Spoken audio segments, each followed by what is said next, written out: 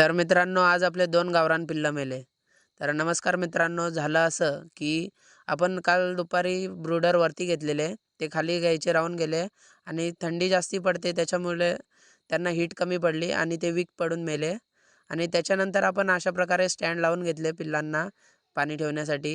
कारण की आपण भांडे खाली ठेवायचो आणि पिल्ले मोठे झालेत म्हणून ते भांड्यांमध्ये तूस घालवायचे आणि त्याच्याने भांड्यांमधून पाणी प्यायला जमत नव्हतं त्यांना.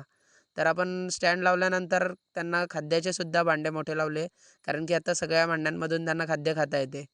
आणि खाद्य टाकल्यानंतर आपण पाण्यामधून आज त्यांना वायमरल आणि कॅल्गोफॉस दिलेला आहे.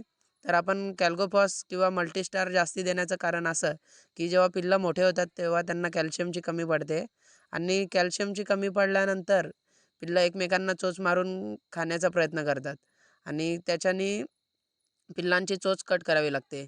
तर आपण जेव्हा त्यांना कॅल्शियम पूर्ण जास्ती प्रमाणात देतो, तेव्हा त्यांची चोच कट करायची गरज नाही पडत.